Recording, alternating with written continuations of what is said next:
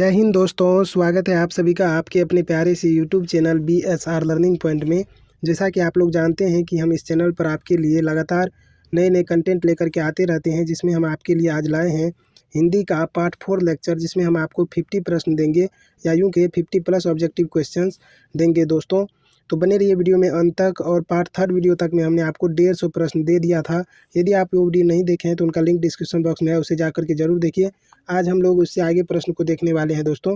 तो देखिए, हम लोग यहाँ पर आ चुके हैं। 150 प्रश्न हमने आपको बता दिया था, आज हम लोग उससे आगे करेंगे। देखिए यहाँ पर प्रश्न संख्या 151 और इससे गदखंड से हमने 230 प्रश्न को सिलेक्ट किया है, ये हमने बता दिया था। तो आज की इस वीडियो में सारे के सारे क्वेश्चंस को कवर करेंगे। इस वीडियो के अंतर्गत हम आपको 80 प्रश्न देंगे दोस्तों।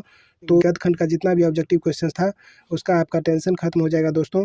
तो बने रहिए वीडियो में अंत तक और वीडियो को लास्ट तक जरूर देखिए। वीडियो पसंद आए तो वीडियो को लाइक कीजिए, अपने दोस्तों के साथ शेयर भी कीजिएगा और चैनल पर पहली बार आए हैं तो चैनल को सब्सक्राइब कर लीजिएगा। देखिए प्रश्न कहता है, अभिमन्यु में 19 दिनों के प्रवास के दौरान लेखक ने कितने गद्य की रचना की।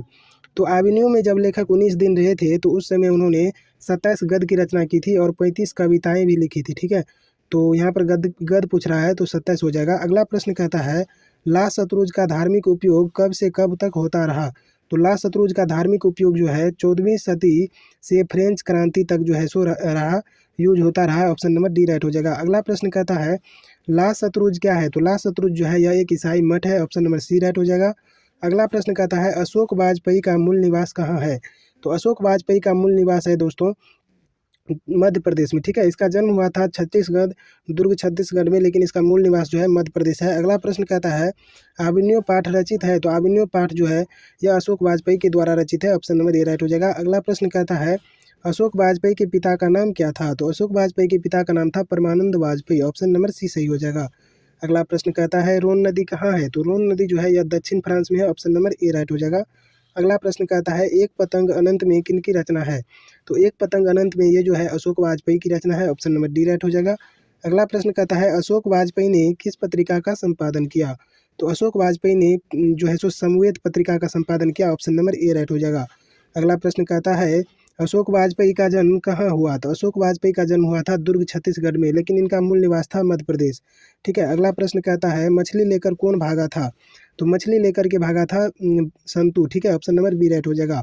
अगला प्रश्न कहता है, मछली के लिए मसाला कौन पीस रही थी। तो मछली के लिए मसाला पीस रही थी लेखक की माँ। ठीक है, ऑप्शन नंबर डी राइट हो जाएगा। अगला प्रश्न कहता है, मछली कहानी में किस वर्ग का जीवन वर्णित है। तो मध्यम वर्ग का जीवन वर्णित है। ऑप्शन नंबर सी राइट हो जाएगा। अगला प्रश्न कहता है, संतु अचानक क्या लेकर भाग गया। तो संतु अचानक जो है सो मछली लेकर भाग गया। ऑप्शन नंबर ए राइट हो जाएगा। अगला प्रश्न कहता है, लेखक को मछली खाने से किसने मना किया था। तो लेखक की माँ ने मना किया था। ऑप्शन नंबर बी राइट हो जाएगा। अगला प्रश्न कहता है, लेखक अपने पिता से क्या मांगना चाहता था। तो लेखक अपने पिता से मछली मांगना चाहता था। ऑप्शन नंबर डी राइट हो जाएगा। अगला प्रश्न कहता है दोस्तों, पिताजी ने बाजार से कितनी मछलियाँ खरीदी थी। तो पिताजी ने बाजार से 3 मछलियाँ खरीदी थी, जिसमें एक मछली मर गई थी। ठीक है, अगला प्रश्न कहता है, मछली लेकर कौन भागा। तो मछली लेकर के संतु भागा। ऑप्शन नंबर ए राइट हो जाएगा। अगला प्रश्न कहता है, मछली कहानी के लेखक कौन है। तो मछली कहानी के लेखक है Vinod Kumar Shukla. Option number C right हो जाएगा। नेक्स्ट क्वेश्चन कहता है, पेड़ पर कमरा किसकी रचना है। तो पेड़ पर कमरा जो है यह विनोद कुमार शुक्ल की रचना है। ऑप्शन नंबर ए राइट हो जाएगा। अगला प्रश्न कहता है, विनोद कुमार शुक्ल का जन्म किस राज्य में हुआ था। तो विनोद कुमार शुक्ल का जन्म जो है सो हुआ था दोस्तों राजनांदगांव उत्तर प्रदेश में। ठीक है, ऑप्शन नंबर सी राइट हो जाएगा। अगला प्रश्न कहता है, कथाकार के झोले में कितनी मछलियाँ थी। तो कथाकार के झोले में जो है 3 मछलियाँ थी, जिसमें एक मरी हुई थी। ठीक है, अगला प्रश्न कहता है, मरी हुई मछलियाँ की आंखों में नज़र नहीं आ रही थी। क्या नज़र नहीं आ रही थी। तो परछाई नज़र नहीं आ रही थी। ऑप्शन नंबर ए राइट हो जाएगा। अगला प्रश्न कहता है, परिवार के नौकर का क्या नाम था। तो परिवार के नौकर का नाम था भग्गू। दोस्तों एग्जाम काफ़ी नज़दीक आ चुका है और कम समय में हम लोग सिर्फ ऑब्जेक्टिव के आंसर्स पर फोकस करेंगे और सारे ऑप्शन पढ़ने में हम समय को व्यर्थ नहीं करेंगे। तो आपके लिए हम जो है सो अब समय को बचाने के लिए ऑप्शन नहीं पढ़ते हैं और डायरेक्ट आपको आंसर बताते हैं। इसमें आपका याद भी रहेगा दोस्तों और ज़्यादा कंफ्यूज भी आप नहीं होइएगा। ठीक है, तो वीडियो को लास्ट तक देखिए। इसमें जो भी प्रश्न है सारे के सारे सिलेक्टेड क्वेश्चन हैं, क्वेश्चंस बैंक के प्रश्न है, तो वीडियो को स्किप मत कीजिएगा, लास्ट तक देखिए। अगला प्रश्न कहता है, नौकर की कमीज किस विधा की रचना है। तो नौकर की कमीज जो है यह एक उपन्यास है। ऑप्शन नंबर डी राइट हो जाएगा। अगला प्रश्न कहता है, कहानीकार के छोटे भाई का नाम क्या है। तो कहार के छोटे भाई का नाम है संतु। ठीक है, ऑप्शन नंबर सी राइट हो जाएगा। अगला प्रश्न कहता है, कथाकार के पिताजी जब मछलियाँ खरीद रहे थे तब मछली कितनी मर गई थी? तब कितनी मछली मर गई थी? तब एक मछली मर गई थी। ऑप्शन नंबर ए राइट हो जाएगा। अगला प्रश्न कहता है घर में घुसे तो साले को हाथ पैर तोड़ देना, कहता साले का हाथ पैर तोड़ देना और बाहर फेंक देना, ऐसा किसने कहा था? तो ऐसा कहा था पिताजी ने, लेखक का पिताजी कहा था।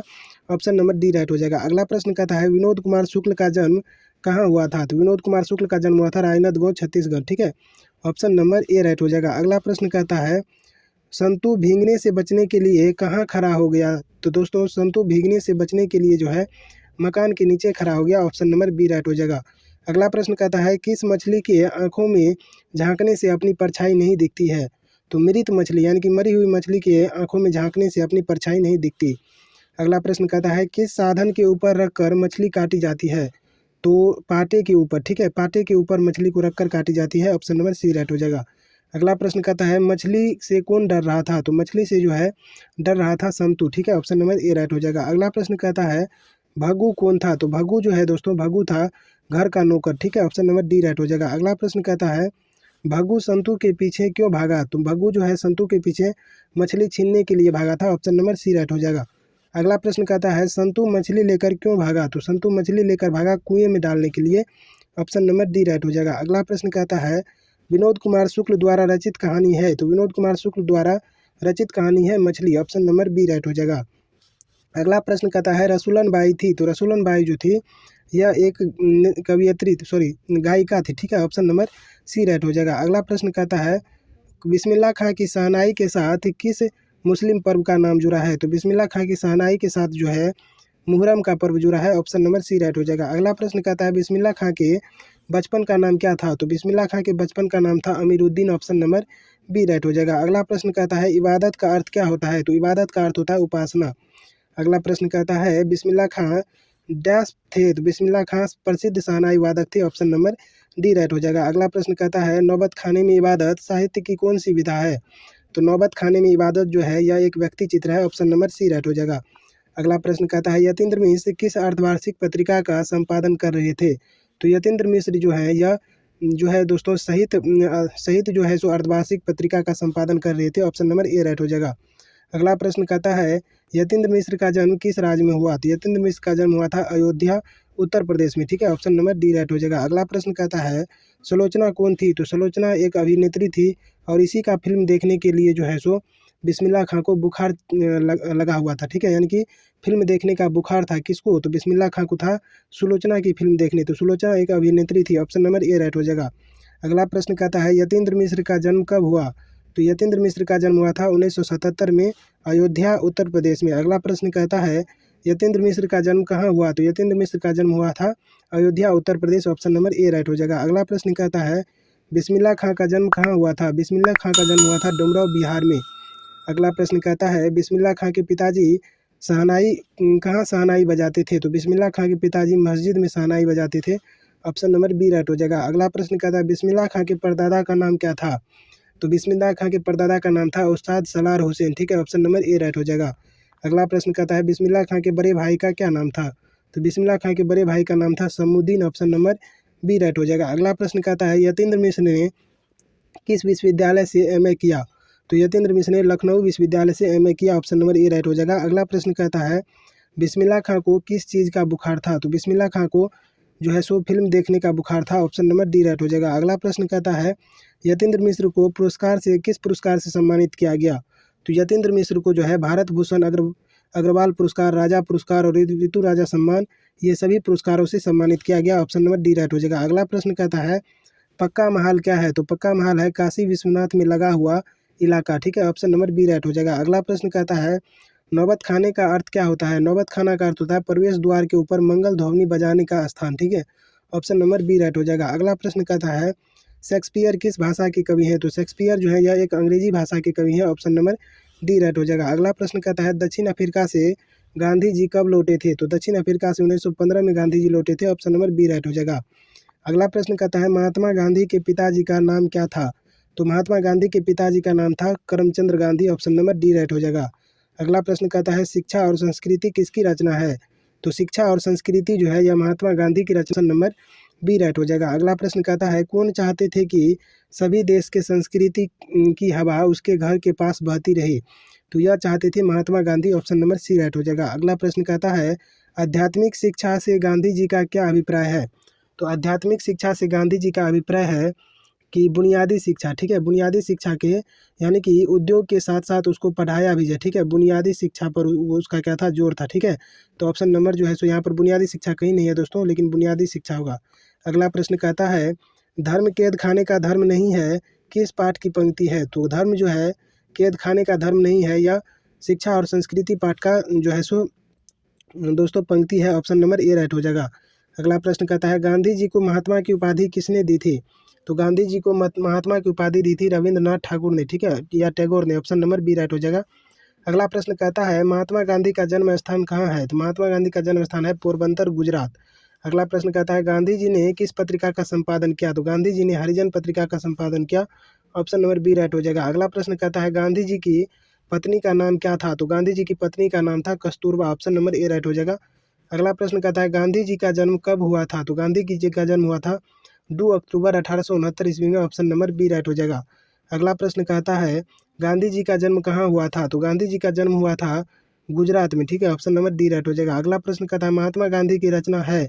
तो महात्मा गांधी की रचना है शिक्षा और संस्कृति, ऑप्शन नंबर बी राइट हो जाएगा। अगला प्रश्न कहता है गांधी जी वकालत की पढ़ाई के लिए कहाँ चले गए थे? तो गांधी जी वकालत की पढ़ाई के लिए लंदन गए थे, ऑप्शन नंबर सी राइट हो जाएगा। अगला प्रश्न कहता है गांधी जी के अनुसार शिक्षा का सहायक होता है? दोस्तों गांधी जी के अनुसार शिक्षा सहायक होता है शरीर के विकास में, बुद्धि के विकास में, आत्मा के विकास में, इनमें से सभी के विकास में।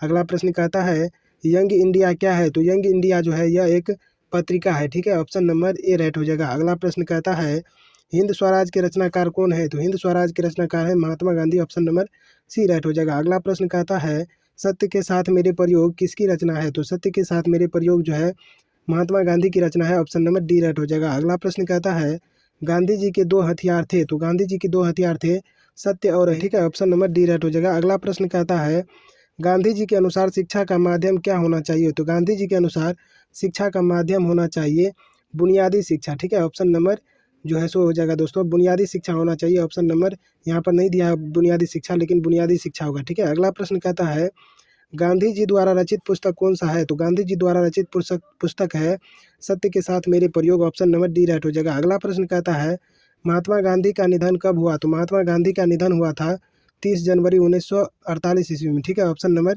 सी राइट हो जाएगा, 30 जनवरी 1948 ईस्वी में। तो दोस्तों ये थे पार्ट 4 वीडियो के 80 महत्वपूर्ण प्रश्न जिसे हमने आपको इस वीडियो के माध्यम से प्रोवाइड कराया। यदि वीडियो अच्छा लगा और वीडियो पसंद आया तो चैनल को सब्सक्राइब कीजिए, वीडियो को लाइक कीजिए, दोस्तों के साथ शेयर भी कीजिए और कमेंट करके बताइए कि वीडियो आपके लिए कैसा रहा। मिलेंगे नेक्स्ट वीडियो में, तब तक के लिए thank you so much for watching this video. जय हिंद।